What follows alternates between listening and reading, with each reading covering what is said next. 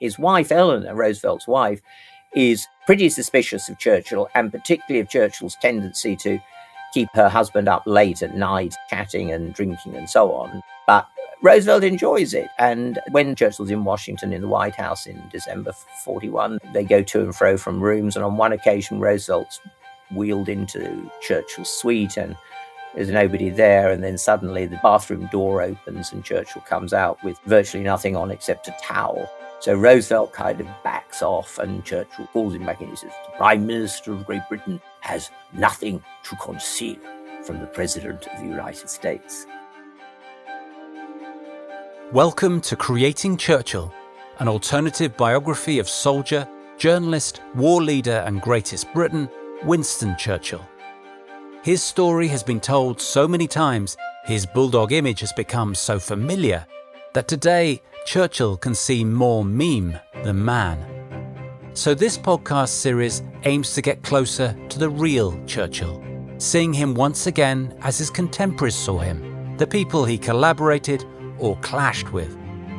I'm Russell Barnes and I'm talking with historian David Reynolds, exploring how Churchill's life and character were shaped by relationships with friends, rivals, enemies and family.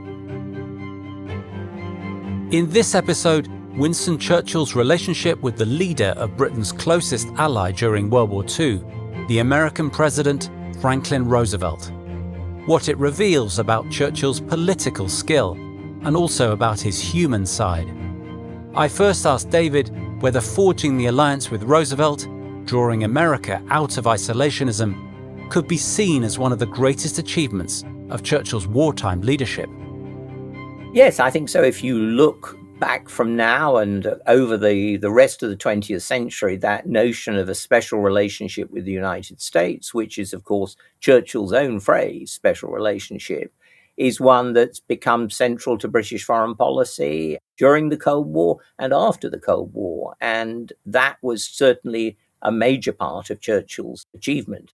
And he was philosophical about this. He always said that there were downsides to allies, that he said there's only one thing worse than fighting with allies, and that is fighting without them. But he was quite clear that where Britain was left when France fell in 1940 meant that Britain, or more exactly the British Empire, was now alone, and it was vital to develop new allies. And one of the themes of my book is really to say, we think of him as this great bulldog character, but what was striking in May 1940 was the way that he had to improvise a new relationship and was very clear that the United States was vital. And then he improvises again when Hitler turns east, attacks his former partner, Stalin. And then Churchill, the great anti-Bolshevik, says, right, we need to build that relationship as well. And the we here is him. He is clear that it's his task. He is creating those relationships. And the one with Roosevelt is undoubtedly the one that he stakes most upon. And this Churchill-Roosevelt relationship is one you've been studying for a long time. It was the subject of your PhD thesis, I think, and first book. So what drew you to it? Well, I grew up in a family that lived in Kent. We were close to Chartwell. My parents were both great fans of Churchill.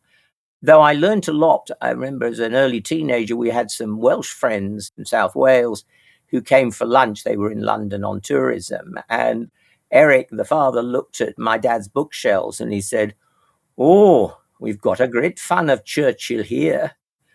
And I suddenly realized, there are some who aren't great fans of Churchill. So that was a useful education in my early days. Churchill was always there, but what I think gave it depth was that I had the chance to spend a year at Harvard on a postgraduate scholarship, which was interesting in itself. And I also got more involved in the special relationship than I'd expected because I met my future wife. But what was really educational was actually going around the States in the summer on a Greyhound bus pass. And I did about 10,000 miles from coast to coast, saw all the middle of America, and began to realize how similar yet how different the United States was. The barrier of a common language, as it's sometimes said, so many cultural similarities, but huge differences as well. And it, I think, shaped what eventually was, as you say, the PhD of the first book. And the subtitle of that, The Creation of the Anglo-American Alliance, the subtitle is A Study in Competitive Cooperation. Competitive cooperation. So I was trying to bring together these real sense of similarity, but also of difference and rivalry, which characterized that whole wartime relationship. And their relationship actually started on the wrong foot. You write in your book, Mirrors of Greatness, about their first meeting during the First World War and FDR being rubbed the wrong way by Churchill's bombastic style. Yes, they met at some dinner banquet for Allied ministers in London, and Churchill, was a former First Lord of the Admiralty. Roosevelt at the time was Assistant Secretary of the Navy. So they could talk about ships, and Winston, I imagine, was lecturing people on Navy and war and so on. And Roosevelt was really put off. And it's something that seems to have stuck in his mind. In 1939, he told some other Americans that Churchill's boorishness was something that almost put him off. He acted like a stinker at a dinner I attended, Roosevelt said, lording it over us. So there was a certain amount of bad memories there, which he brought to the table when Churchill became First Lord of the Admiralty again in World War II, the beginning 1939, and then Prime Minister. And was this a clash of personalities above all, or was it about a clash of values too? There was a certain personality clash. Churchill loved to talk, and he loved to talk shop. And FDR was more of a chatter in private, liked to switch off. So they didn't quite conduct themselves in the same way. But as much as anything, it was, yes, a clash of values. Churchill, a great exponent of the British Empire, convinced that the war was about maintaining that empire, shoring it up.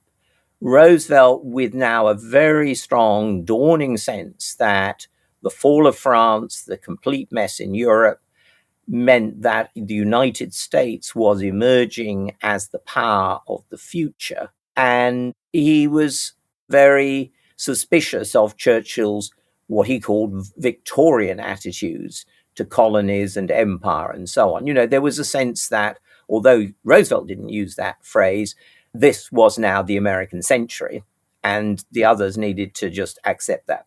Yeah. So 1940, Winston Churchill becomes British Prime Minister. Yeah. France is lost. Britain is fighting alone. And Churchill and FDR hadn't met since 1918, when Churchill made that bad first impression. It's not a great starting point to build an alliance, is it? No, it's not. I mean, Churchill, in his usual way, had sent copies of his latest book to people who he thought mattered. So he sent all the biographies of his ancestor, John Churchill, Duke of Marlborough, to Roosevelt during the 30s. But there was no personal contact. And when Churchill became Prime Minister, Roosevelt told his Interior Secretary, his Home Secretary, Harold Ickes, that he supposed Churchill was the best man that England had, even if he was drunk half of his time. That reflected a general belief in Washington that Churchill was a heavy drinker, and his taste for alcohol was reported by the current ambassador, Joseph Kennedy, who was the father of the future president, Jack Kennedy. So this was the stereotype of Churchill, if you like, a big talker and a big drinker, and maybe a little bit past it. Yeah, it's interesting. I mean, is it true? I mean, we do associate Churchill with a tumbler of whiskey, but how much was he really a drinker? Well, he liked to say, what was this phrase he used? He said, I've taken far more out of alcohol than alcohol has taken out of me.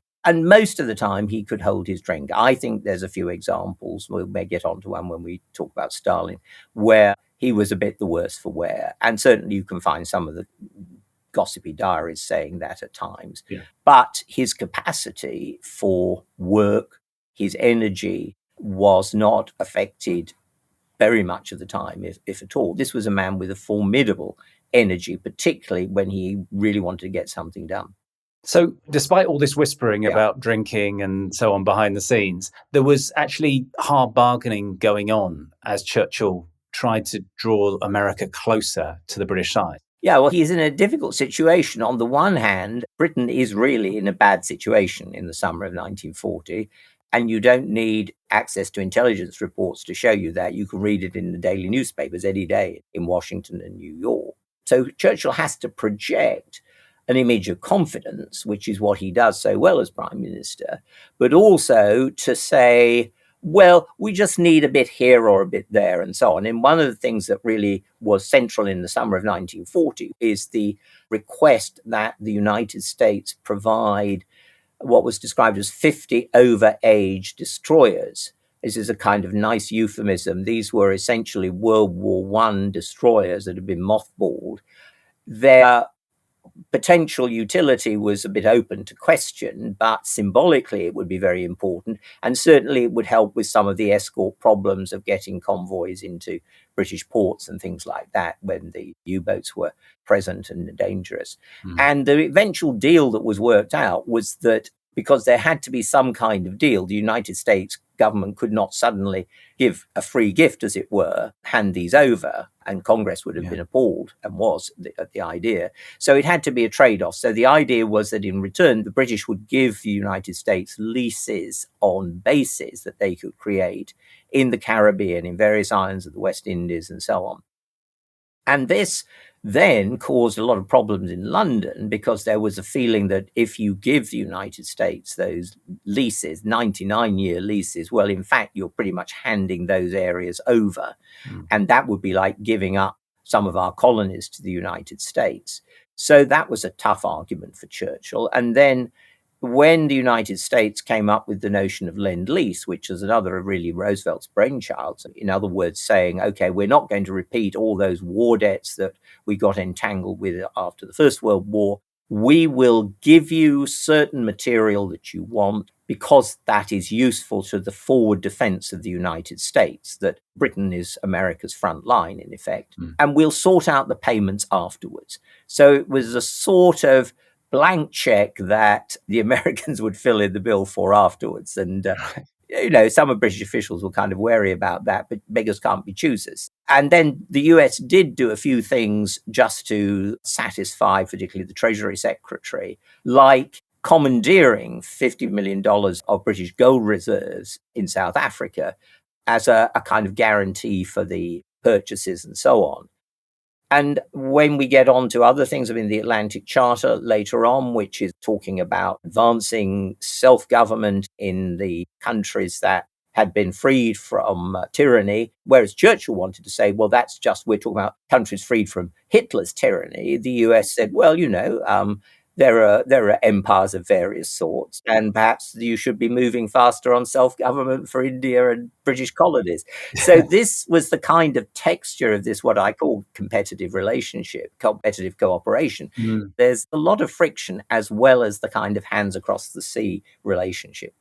Was this slightly hard-nosed American attitude in part because they thought Britain actually stood a chance of losing, that it might not survive the war? Yes, well, you say an American attitude. The willingness to do these things is very much Roosevelt's. Roosevelt is convinced that the era of sea power is coming to an end in global history, that United States has been protected in the past by vast oceans, Atlantic and Pacific. That is going to change. He's, in a sense, ahead of his time in imagining the potency of air power, but he's right about the long-term trend, air power, missile power, all the rest of it. But he's putting his money on Britain at a time when the Congress is basically saying much better to just concentrate on what they call the defense of the Western Hemisphere. So the United States, Latin America, and be very wary of getting entangled again into those European quarrels that we were drawn into in 1917-18, and we don't think we got very much out of. It didn't make a big difference to the world. We've had another war now. So Roosevelt, in fact, in July 1940, says privately he thinks Britain's chances are 1 in 3. Wow. But he's still willing to make some deals, like the destroyers for bases deal, to bolster Britain. But he's also building up America's own defenses. And in fact, in September 1940, he imposes the draft. First time in peacetime that this has been done, a form of national service, as a security for the United States as the world is being consumed by war. And that, for a president who was most of the time pretty cautious politically, was a remarkable gamble, because he's also running for an unprecedented third term as president in November. The election's in November. And so in September, the idea is saying, your sons are going to be drafted, could be a bit of a turnoff for the electorate. But he's willing to take that risk.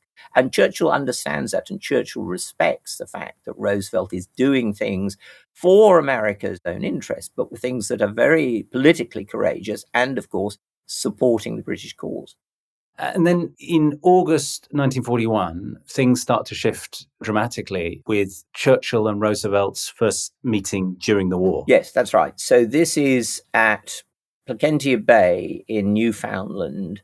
Churchill crosses on a battleship, Prince of Wales. Roosevelt comes to meet him from Washington, having announced to the press corps that he's off on a fishing trip, needs a break and so on. And then he disappears up the coast.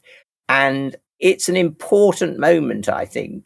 Roosevelt has these stereotypes about Churchill, and he never entirely loses that feeling that Winston is a representative of a different age. But he is really struck by Churchill's vitality, the energy, the dynamism.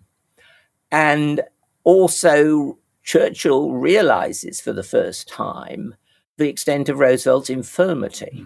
And that's interesting. If you look at the pictures of them, the photographs, they're sitting on the quarterdeck for a service of hymns that both countries share, in a sense, part of that common language and common religious and political traditions. And you wouldn't know that there is anything odd about Roosevelt. But in fact, this is the wheelchair president. This is a man who was stricken by polio in the early 1920s and effectively unable to move anything really from the waist down for his legs.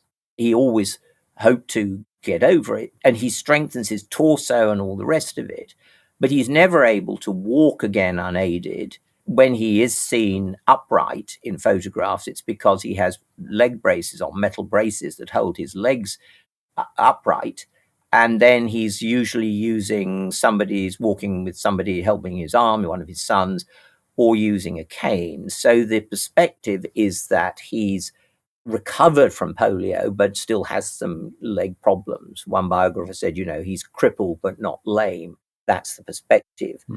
So it's a remarkable presidency, a remarkable human courage that's involved here in dealing with this day by day.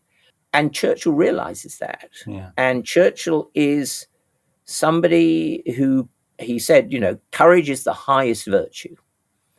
And usually he means by that, soldiers who win the Military Cross, Victoria Cross, whatever. But he sees Roosevelt now as a man of courage in a completely different way. And that's always a part of his perspective from then on and long after Roosevelt's death, that sense of a man of courage who he really admires. It's extraordinary. They obviously recognize something about each other in this meeting. It's absolutely critical. Yes, I think so. And then it has a lasting effect.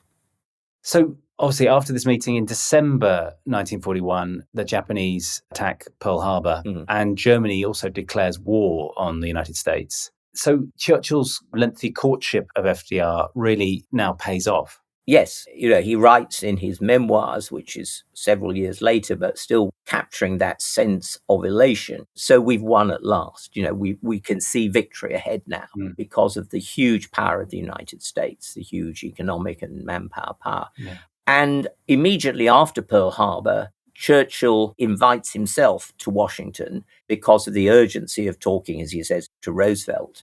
And he's very concerned that the United States, after the attack on Pearl Harbor, is going to turn for revenge on Japan, concentrate on the war in the Pacific, and leave the war in the Atlantic and in Europe to take its own course.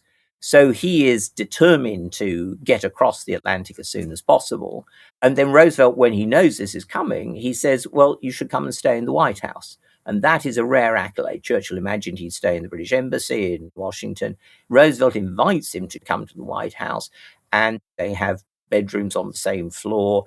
Churchill sets up his by then famous map room where he loves to have all the various maps of the various theaters. He takes that with him in a portable form. Another room in the White House is allocated to that. And in fact, Roosevelt's quite curious about that sort of thing. I think he covertly copies some of these things because he's a more informal kind of character. Churchill is very systematic, and the things he does determinedly and so on. Well, Roosevelt's a bit more touchy-feely.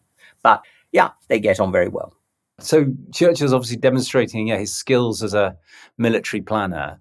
But what's also striking about this moment is that he really deploys charm and humour, develops a very strong personal relationship with FDR that could be useful for Britain. Yes, and he talked privately to some of his advisors, about this as a courtship. It's like wooing a lover. And Roosevelt responds to him as a human being. His wife, Eleanor, Roosevelt's wife, is pretty suspicious of Churchill, and particularly of Churchill's tendency to keep her husband up late at night, chatting and drinking and so on. But Roosevelt enjoys it. And when Churchill's in Washington in the White House in December 41, they go to and fro from rooms. And on one occasion, Roosevelt's wheeled into Churchill's suite and there's nobody there. And then suddenly the bathroom door opens and Churchill comes out with virtually nothing on except a towel. So Roosevelt kind of backs off and Churchill calls him back and he says, "Prime Minister of Great Britain has nothing to conceal from the President of the United States,"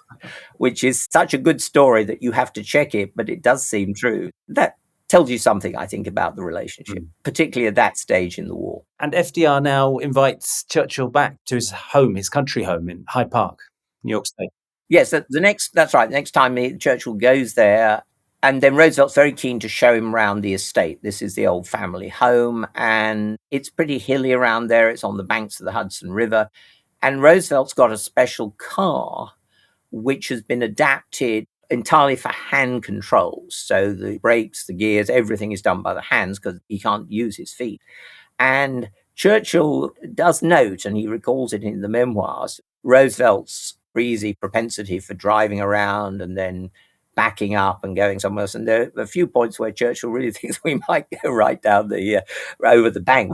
But he said Roosevelt has incredibly strong hands and body and so on. But this is all part of getting to know each of them in a completely different way and very important. Yeah.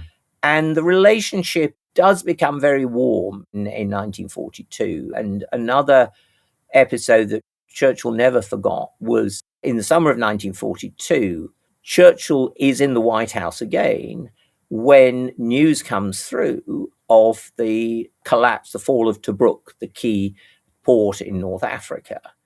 And this is a huge blow to Churchill. The news actually comes in a telegram to Roosevelt, and he just pushes it across the table to Churchill.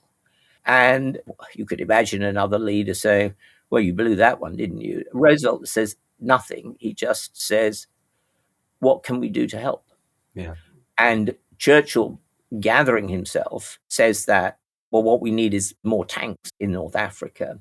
And Roosevelt arranges that another 300 Sherman tanks are sent.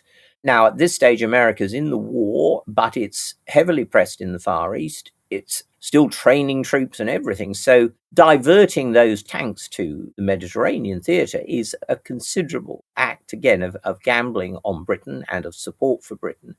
And it's the kind of action that Churchill doesn't forget. A friend in need is a friend indeed, he says. And those are things he remembers. As someone who's sometimes a little bit skeptical about Churchill's mythos, if you like, the way he creates his own stories and mythology, it is a kind of striking phase of his career, this, because you really do see these human skills clearly very strong at a personal touch and warmth. How genuine is it? I mean, is he there to, as you say, for a courtship, or is this also genuine emotion, genuine feeling? Oh, yes, I think there's genuine feeling. There are times when the two of them actually get on together. Roosevelt's taking him to places where Roosevelt, relaxes. So that's a sign Churchill can't just be a complete bore, somebody you've got to talk to on business and then hope he'll shut up and go away.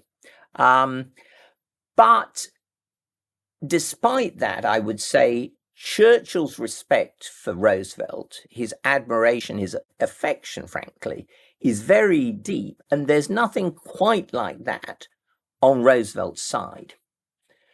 And maybe there can't be, because Churchill doesn't exhibit his vulnerabilities in the same way. Mm. But when they're in North Africa later in the war, Churchill wants to get Roosevelt to see some of the things that he loves. For example, in Cairo, he wants to get Roosevelt out to see the Sphinx, the great monument of ancient Egypt. Yeah.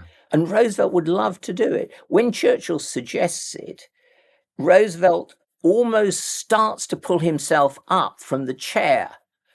And then he realizes he hasn't got the legs to do it. And there's tears in Churchill's eyes watching this. So that's, I think, very significant on Churchill's part. Roosevelt he has feelings for Churchill, but it's more compartmentalized.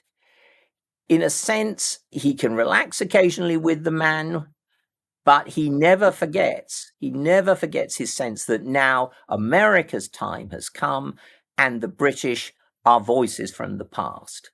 They still matter. They're essential for winning the war.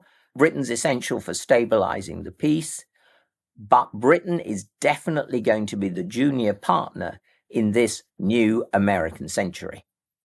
So going back to 1942, the British surrender Singapore in February. Then they lose to Brooks soon after in June. And these are clear signals of waning British power. In what ways did Roosevelt begin to assert himself now as the senior partner, if you like, pursuing the American war aims you've talked about? Well, the big question in 1942 is, how soon can we get back on the continent? How soon can we return to France, the Allies? British are now with the Americans. And the US military are very clear that this needs to be done soon. That's the way to win the war. That the quickest way to Berlin is through France. Churchill's whole instinct is towards, as he says, closing the ring on Nazi Germany gradually, a more of a peripheral strategy that ensures control of the Mediterranean, builds up forces there, puts the pressure on Hitler from various angles. And behind that also is the recognition that Britain does not have a huge amount of manpower. It's a small island. It's using the imperial troops of the empire to the full, but that's in North Africa to hold on to the empire there. So Britain is short of manpower and can't afford, even when it puts manpower into battle, to be profligate with the troops that it's got. So he is not keen to cross the Channel early. Indeed, he sees Britain's success in 1940 as in part because of the difficulty of crossing the Channel for Hitler. And I think that is always in his mind in the reverse. It will be difficult for us and dangerous for us to cross the Channel to invade France. So he is inclined to put this off. Roosevelt and the Americans push very hard on Churchill during the spring and summer of 1942 to mount a cross-channel attack. But their weakness, their Achilles heel, if you like, is simply that they don't have enough trained manpower at this stage and also combat-ready manpower when they are so tied up in the Pacific. So any invasion of the continent in 1942, the Americans could only contribute maybe one division, 1.5 division. It would be a largely British operation and also Canadian. Remember that there is a Canadian division, 2 Canadian divisions that are in Britain in 1941, 42, and one of them is used quite significantly in cross-channel raids in 1942, the raid on Dieppe. So again, an example of how important the empire is to Britain to survive. So under these circumstances, Churchill has effectively a veto at this stage on the cross-channel operation. Roosevelt is very keen to ensure that American troops get into battle against the Germans in 1942 to head off this constant demand in Congress for a Pacific first, Japan first priority. And so he goes along with Churchill's idea of an invasion of North Africa, French North Africa, to link up eventually with British forces coming the other way from Cairo. And he contributes troops to what was known as Operation Torch, the landings in Algeria and so on in November 1942. And the tension with Roosevelt, and this is a point at which Roosevelt overrules his Joint Chiefs of Staff. He is the commander-in-chief of the US Armed Forces, but it's still quite a significant act on his part to overrule clear military advice. But he does it for political reasons, the alliance, and also the sense he's got to show American public opinion that there is a war against Germany going on. And George Marshall, his army chief of staff, says the Mediterranean is going to be a suction pump. A suction pump. It will take away troops from the build-up in Britain. And Marshall is really concerned about that. And this becomes a long-running argument in 1942-43. So what you can see here is that they're now getting down to brass tacks. They're arguing out different positions. It's not just a case of saying, well, we're allies, we're friends, and so on. It's this or that or whatever. It's a real textured alliance with all the complications of alliance politics. So Churchill clearly wants to delay the cross-channel invasion, overlord. What was his resistance about? What was driving it? Well, it reflects his belief that crossing the channel is not something to do lightly. And he's pretty clear the Americans don't understand that. And equally clear that the Russians, when you get these rather caustic comments about, well, just like crossing a big river in eastern Russia or something like that, the Don, they don't begin to understand. And Churchill is right up to a point because it takes so long to build up all the supplies and all the equipment in Britain, getting them across the Atlantic at a time when the German U-boats in 42, 43 are still very dangerous. That's a huge undertaking. The idea that you have from the American perspective, your main base for doing this operation 3,000 miles from America is an incredible thing, just how huge a task it was in logistic terms. So Churchill is not entirely wrong. There is this feeling crossing the channel is dangerous. He is scarred by Dunkirk, the memories of that evacuation, just managing to get those troops off the beaches, and fearful that this might happen again. We can probably land, we will have enough supremacy locally to do that, but can we hold on to the beachhead? And of course, that is the question for several weeks after D-Day, because they get ashore, they build up the beachhead, but it doesn't move. They can't get much further into France. It's not until August that you have this big breakthrough in France. So he's reluctant. It's really not decided until the alliance is no longer Britain and America, but Britain, America, and the Soviet Union. And at Tehran, the conference in Tehran in November 1943, Churchill is outnumbered 2-1. Roosevelt and Stalin both say, you have got to mount that attack. And that's the commitment that comes out of Tehran, is that the invasion will be launched at that stage, they say, in May 1944. In the end, it slips into June.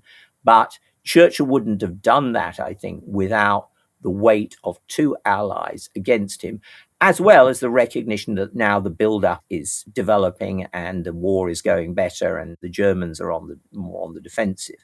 But his anxieties are very, very deep, and they are on the night of D-Day. He tells Clementine when they pack up for the evening on the 5th of June, he says, you realize that by tomorrow morning, 20,000 men may be dead.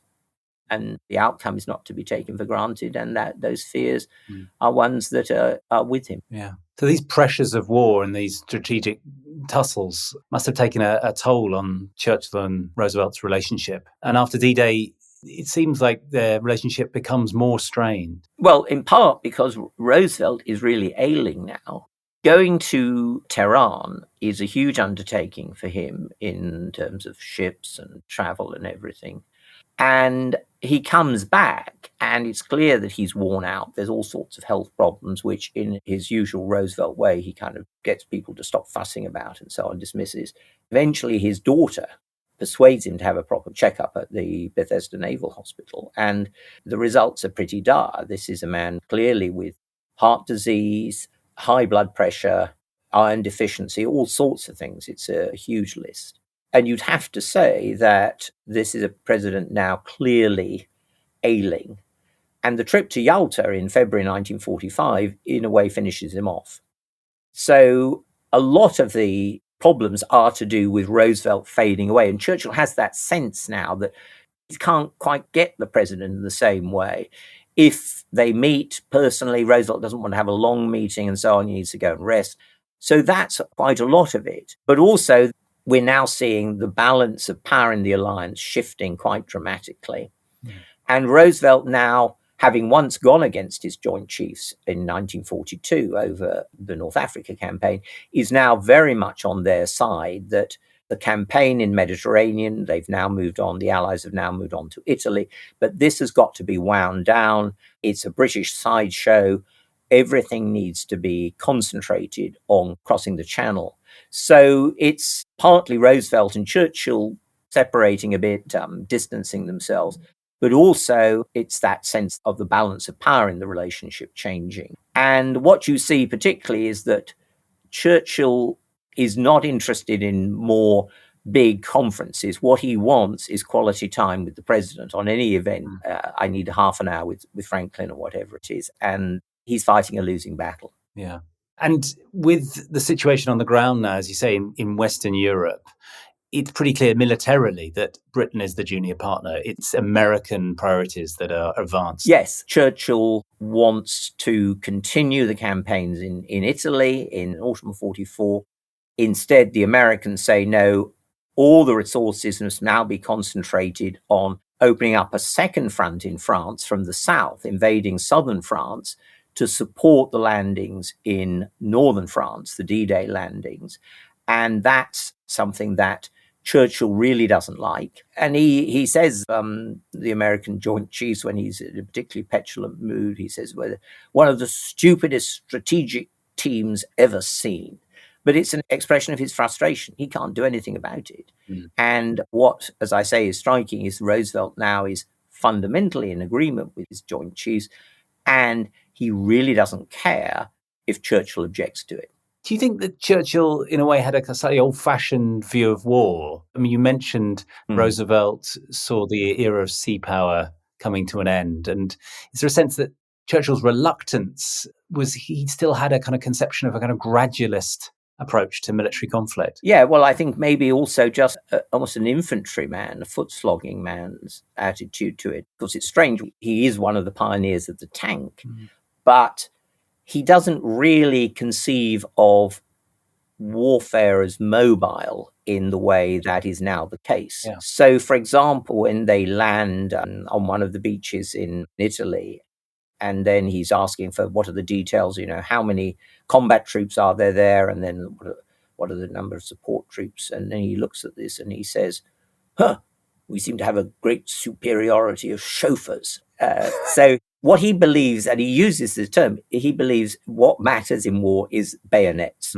It's the troops at the cutting edge who are going to advance. It's almost Napoleonic or John Churchill, Duke of Marlborough conception of war.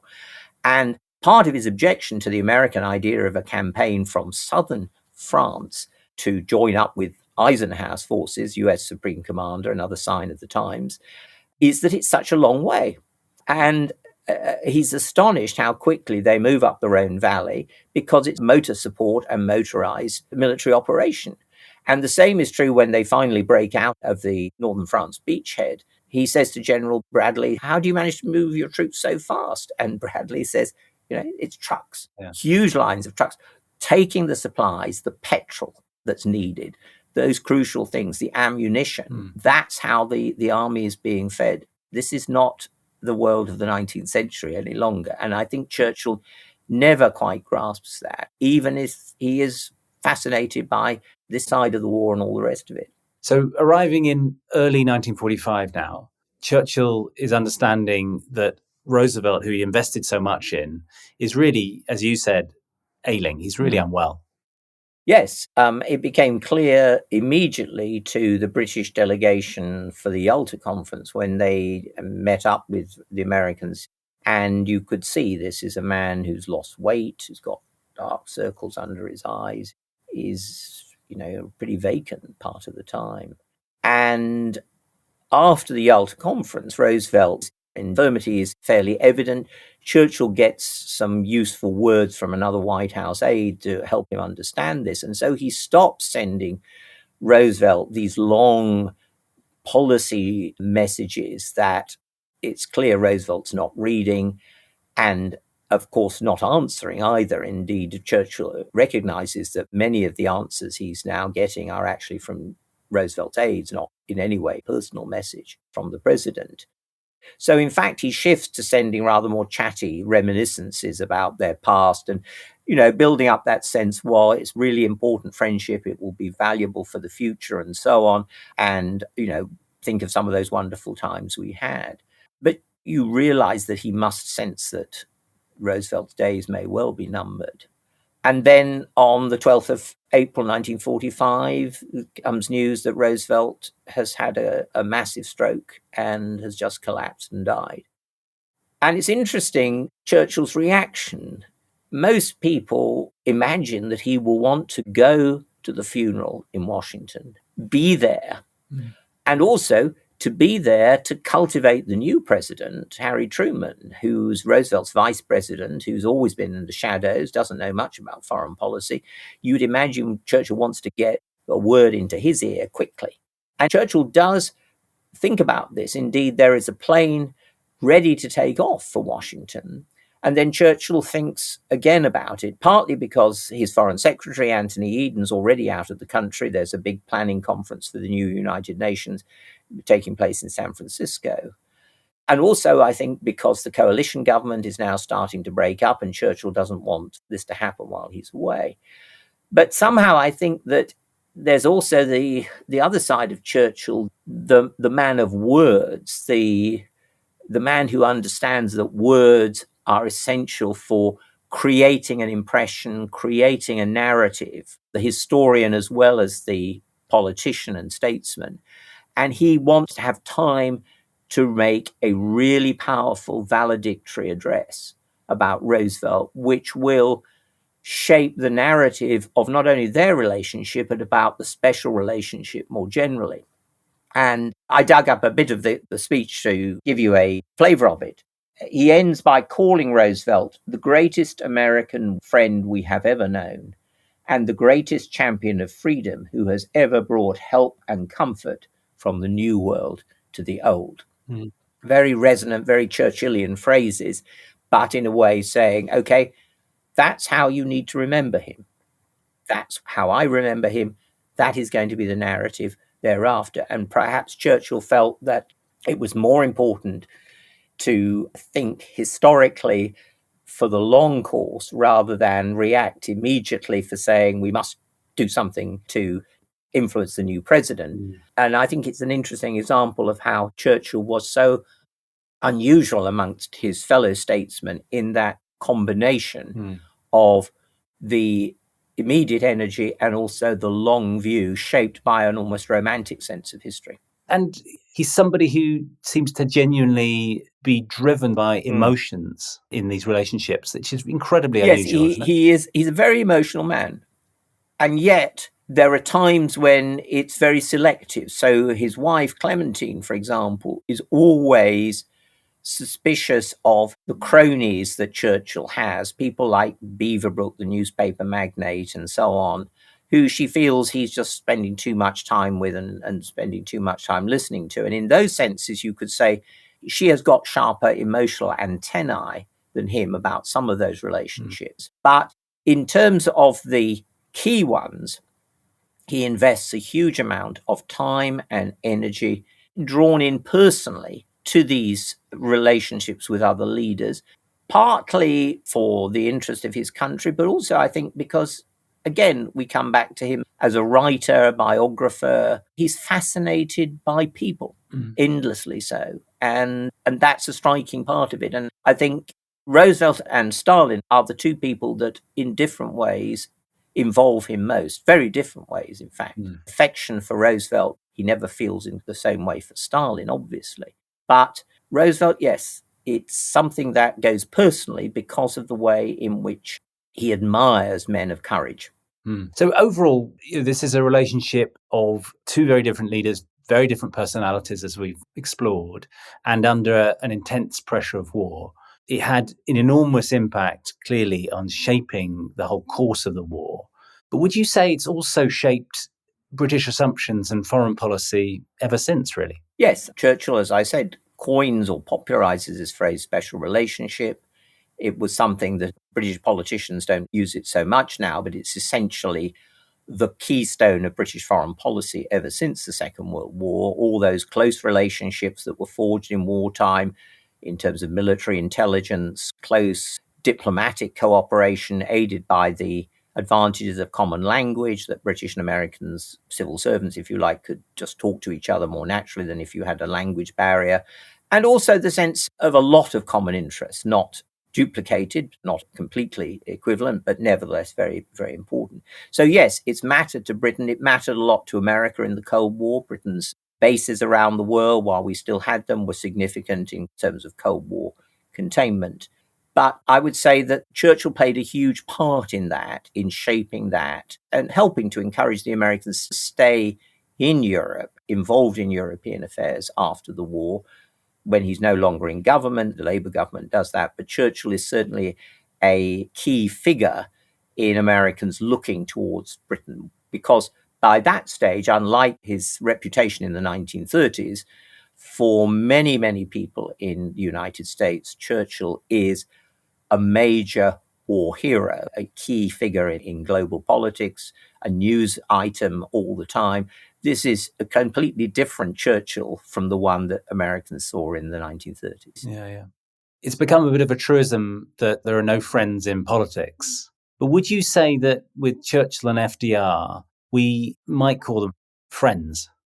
Yes, it's more on Churchill's side than on Roosevelt's side in the emotional sense.